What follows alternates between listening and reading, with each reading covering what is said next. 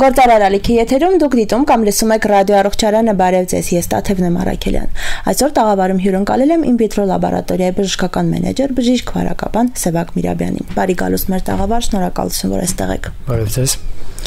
Երբ in vitro-ն եկավ բժշկական աշխարհ, առաջին ֆուրորը որ արեց, այն էր բոլորիս համար, այսպես ասած, անակնկալ էր, որ կարելի է հետազոտություններն անցնել նաև Մոսկվայում, բայց միևնույն ժամանակ մնալ Երևանում կամ Հայաստանում, հա։ Սրանից զատ նաև լաբորատորիան առաջարկեց այնպիսի հետազոտություններ, որոնք կամ հազվադեպ էին հանդիպում, կամ գուցե նաև չէին էլ հանդիպում, հա։ Այս պահի դրությամբ կուզեմ խնդրել, թե ինչ առաջարկում լաբորատորիան, ինչպիսի հետազոտություններ կարող ենք անցնել եւ արդյոք էլի ունեք զարմացնելու, այսպես ասած, տարբերակներ։ Նախ նշեմ, որ in vitro-ում լաբորատոր հետազոտությունները ծավալը գնալով մեծանում է եւ այժմ եթե առաջ ունեինք մոտ 3000 հետազոտություն, այժմ ունենք 4000 եւ ավելի հետազոտություններ եւ այդ հետազոտությունների մոտավորապես 97%-ը արդեն հասանելի են նաեւ Հայաստանի համար։ Հետազոտությունները ամբողջությամբ իրականացվում են Մոսկվայի մեր կենտրոնական լաբորատորիայում։ Ամեն օր կենսանյութը տեղափոխվում է Մոսկվա, որտեղ էլ իրականացվում են մեր հետազոտությունները։ In vitro-ն գրեթե ամեն օր առաջարկում է նոր հետազոտություն եւ այդ հետազոտությունները ունիկալ են ոչ միայն հենց in vitro-ի համար, այլ նաեւ ունիկալ են հենց Հայաստանի համար։ Հետազոտություններից շատերը Հայաստանում եզակի են եւ հնարավորություն են տալիս, որպեսզի պացիենտները հավելյալ ծախս չունենալով Հայաստանում իրականացնել այդ հետազոտությունները եւ նույն արժեքով, ինչ որ Մոսկվայում է։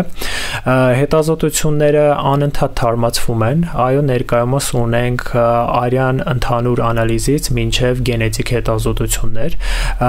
ինֆեկցիոն, իմունոլոգիական, PCR լաբորատորիայում իրականացվող հետազոտություններ, հյուսվածաբանական, այսինքն մեր հետազոտությունները գրեթե իրականացվում են ամբողջ ոլորտում եւ շուտով Հայաստանում հասանելի կլինի նաեւ in vitro-ի մեկ այլ ճյուղ, որը իրականացնում է կենթայիների հետազոտություններ, ընդ որում այդ հետազոտությունները եւս կլինեն այնպիսին, որ Հայաստանում եզակի կլինեն, այսինքն մենք իրականացնենք ոչ միայն Հայաստանում հասանելի շների կատուների համար անհրաժեշտ հետազոտությունները, այլ նաեւ հետազոտություններ անգամ ծովային կենթայիների, խոշոր եւ մանր եղջերավոր անասունների բոլոր այն հետազոտությունները, որոնք հասանելի են Մոսկվայում։ Ներկայումս in vitro-ում իրականացվում են նաեւ մի շարք գենետիկ հետազոտություններ եւ մեզ համար արդեն հասանելի են նաեւ պտղաբերության հետ կապված գենետիկ հետազոտություններ, երբ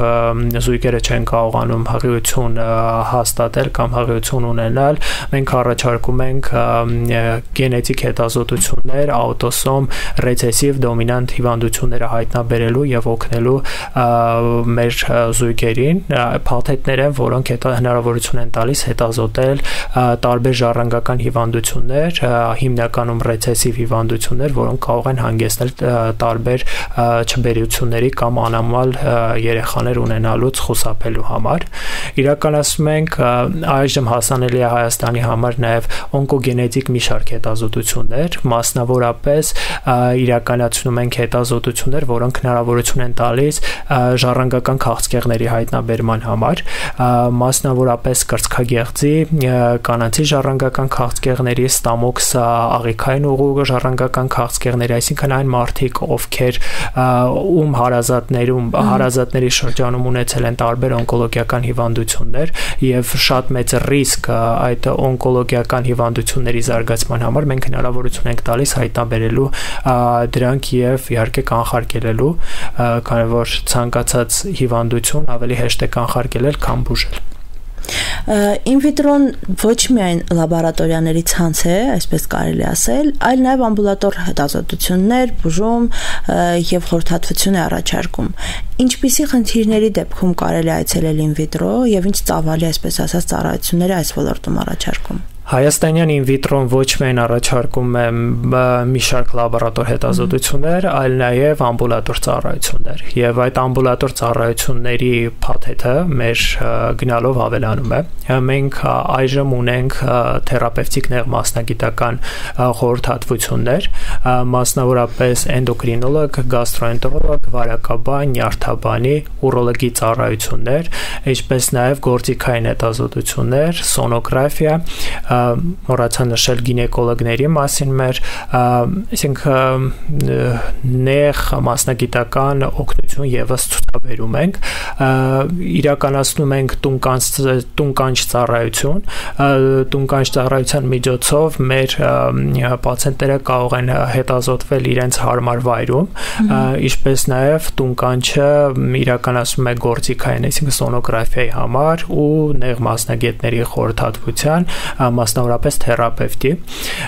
In vitro-ն շուկայում նաև առաջարկում է շատ լավ մեկ այլ տարբերակ,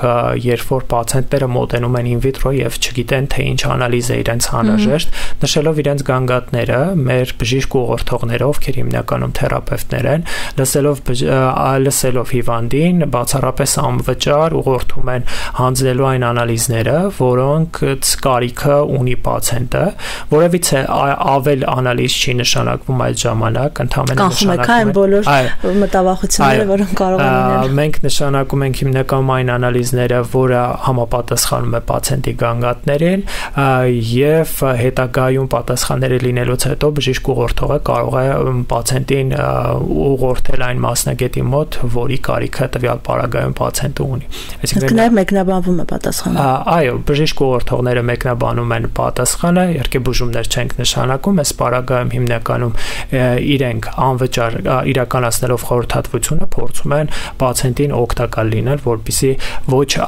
հավելյալ անալիզներ իրականացնեն եւ ոչ անպիտան անալիզներ, այսպես ասած, տվյալ պարագայում։ Դե այս ամենակարևորն է, որտեղ երբեմն մենք զգում ենք, որ ինչ-որ մի բան կատարվում է օրգանիզմում, բայց չգիտենք որտեղից սկսել, ում հետ սկսել։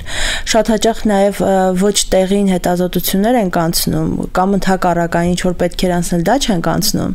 Ուստի այս պարագայում մասնագետի ուղղորդումը տեղին կլինի, իսկ այն մտավախությունը, որ կարող էր առիթից օգտվելու, այսպես ասած, երևույթ էր լինել, այստեղ արդեն հարցի պատասխանը ամեն դեպքում ստացանք մենք։ Այստեղ մեզ համար շատ կարևոր է, որպեսզի եւ խիստ դրված այդ կանոնը, որ մեր բժիշկ ուղղորդողները յուրաքանչյուր ուղղորդած անալիզ, որը ուղղորդում են, հստակ մեկնաբանվի, թե ինչի համար է պացիենտը ուղղորդվում այս անալիզի, եւ սա շատ կարևոր պայման է in vitro-ում դրված, եւ յուրաքանչյուր պացիենտի ես նաեւ հորդորում եմ ու պահանջում եմ, որպեսզի իրենք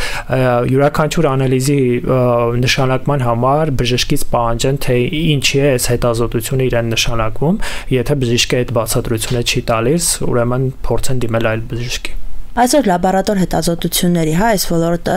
մեր երկրում ավելի քան զարգացած է, շուկան բավականին լայն է, առաջարկները եւս, եւ շատ հաճախ նաեւ պացիենտը բուժառուն սկսում է մտածել, թե լավ ինչպես կարող է ընտրել ճիշտ լաբորատորիա,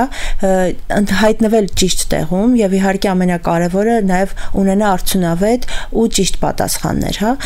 Խնդրում եմ որպես այս ոլորտի մասնագետ, ասեք, թե ինչի վրա պետք է ուշադրություն դարձնի յուրաքանչյուր բուժառու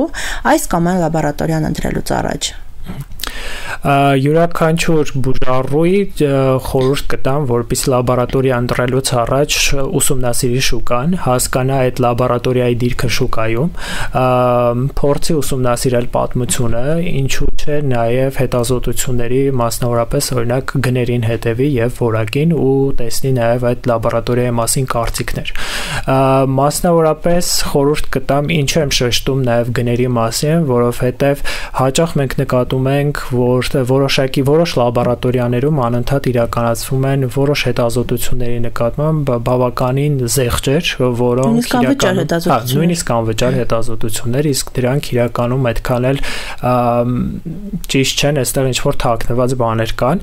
եւ խորհուրդ կտամ, որպեսզի ուսումնասիրեն շուկան, երբ որ շուկայում օրինակ ասեմ վիտամին D-ի արժեքը 10,000 դրամ է ու տարբեր լաբորատորիաներ առաջարկում են ինչ-որ շատ ցածր գներ, գներ, այստեղ ուրեմն ինչ որ խնդիր կա եւ այս ցածր գները ի նկատի ունեն, որ տարին 12 ամիս նրանք առաջարկում են այդ գինը, ակցիայի շրջանակում դա կարելի լինի, օրինակ 1 ամիս, 1 շաբաթ, դա նորմա է, բոլոր լաբորատորիաները օգտվում են, բայց երբ որ տեսնում են լաբորատորիաներում կամ թեկուզ եւ հիվանդանոցներում անընդհատ նմանատիպ զեղչ ու դա նշանակում է, որ այստեղ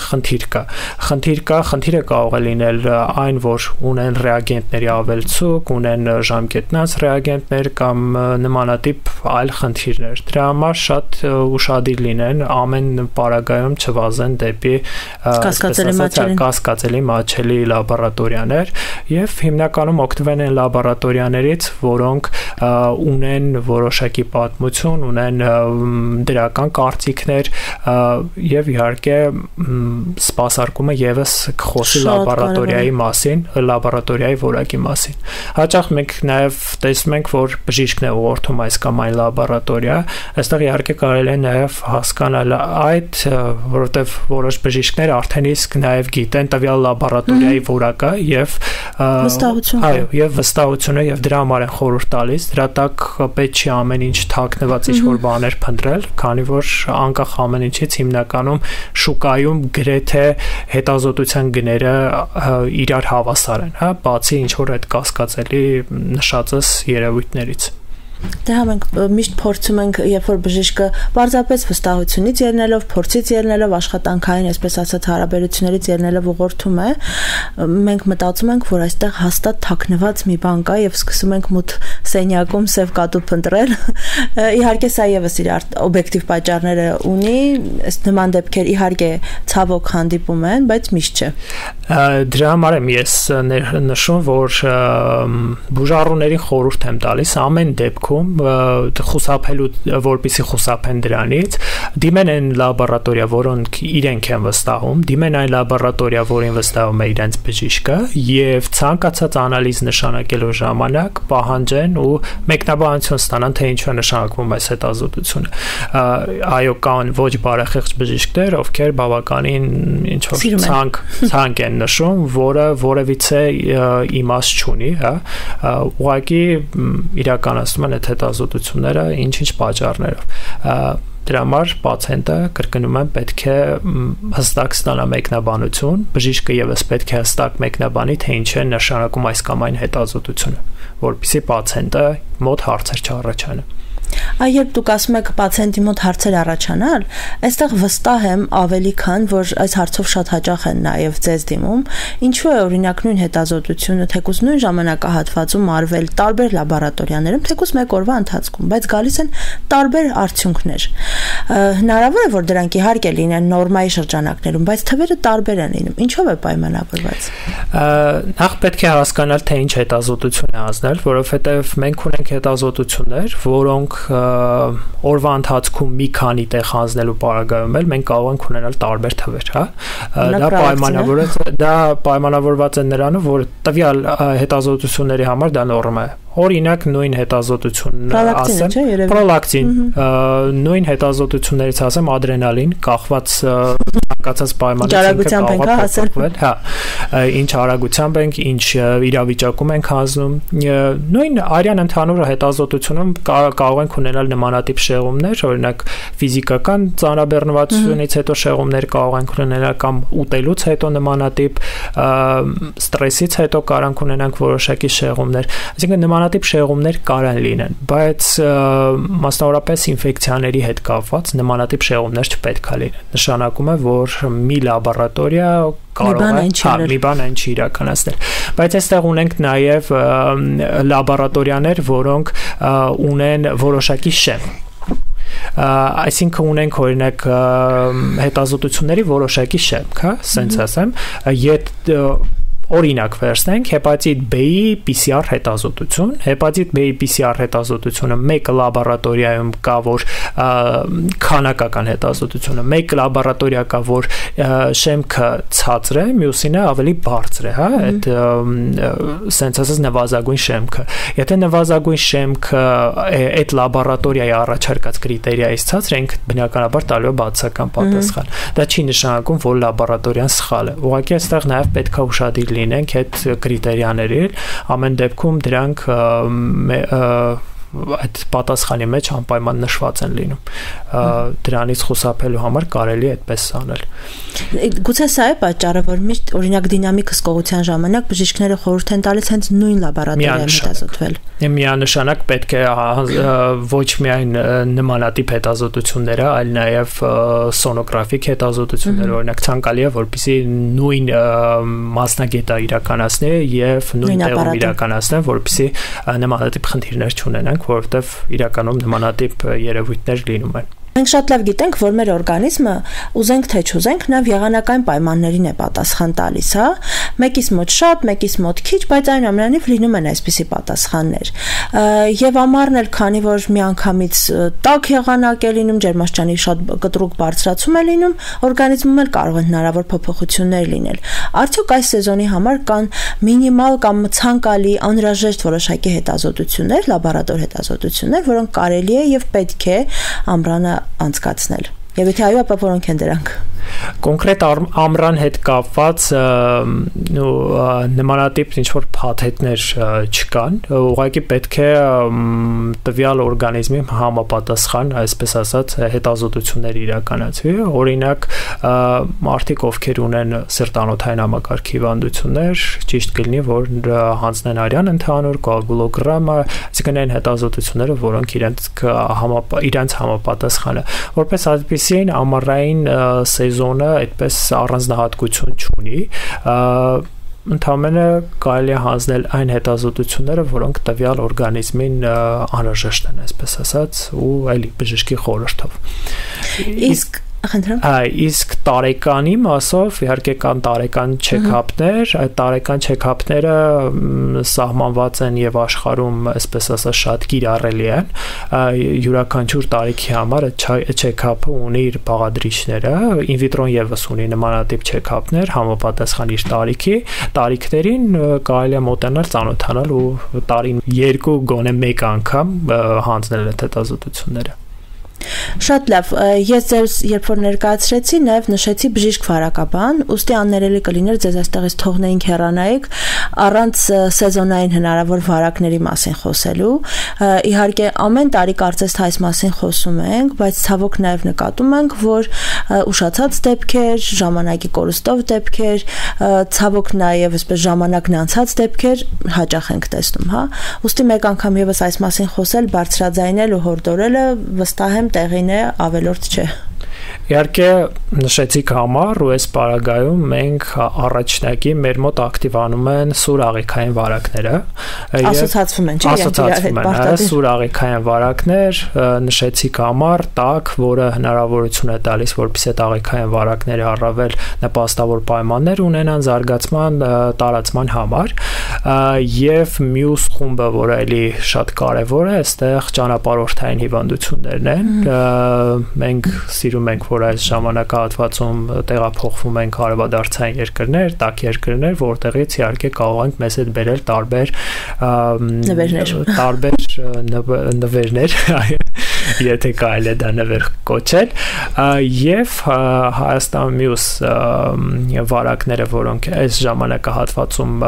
էլի տարածվում են, դրանք տարածողով փոխանցվող վարակներն են, մասնավորապես մոծակներով փոխանցվող, վերջի մի քանի օրվա ընթացքում օրինակ գրանցվեց նորից նեղոսի տենդի մեկ դեպք, այսինքն կարելի արդեն եզրակացնել, չի հեռանում այս տենդը, հա, մեզնից դժվար թե արդեն հեռանա նեղոսի տենդը մեզնից, դա կլինի արդեն մեզ ուղեկցող հիվանդություն, եւ իհարկե մենք սիրում ենք քաղաքից դուրս գնալ, պիկնիկներ իրականացնել եւ այս պարագայում էլ իհարկե պետք է ուշադրություն դարձնել տզերին եւ տզերի միջոցով փոխանցվող վարակներին, մասնավորապես բորելիային, լայմ բորելիոզ կոչվող հիվանդությունը, տզային էնցեֆալիտին, անապլազմոզին, որոնք եւս Հայաստանում օջախներ ունենք եւ այս պարագայում տիզը հեռացնելուց հետո անպայման կամ հետազոտել տիզը կամ միանգամից դիմել բժիշկ վարակաբաններին հետագա հիվանդություններից ու բարդություններից խուսափելու համար։ Իսկ եթե օրինակ այնուամենայնիվ գնացել ենք արևադարձային երկիր, գնացել ենք պիկնիկի, վերադարձել ենք, ինչ հնարավոր ախտանիշներ կարող են լինել, որոնք պետք է արդեն ուշադրություն դարձնելու համար պարտադիր լինեն։ Արևադարձային երկրներ գնալու ինչպես նաև մեր տեղական, այսպես կոչված վարակներից խուսափել վարակների ժամանակ մենք հիմնականում անում ենք ընդհանուր երևույթներ, սովորաբար բարձր ջերմություն, գլխացավ, թուլություն, փսխումներ, փորլություն, այսինքն ընդհանուր երևույթներ, եւ այս ընդհանուր երևույթները եթե շարունակվում են մի քանի օր, անհապաղ պետք է դիմել բժշկի։ Այստեղ շատ կարևոր է ուշադրություն դարձնել նաև այդ համաճարակաբանական անամնեզին, հա, որովհետև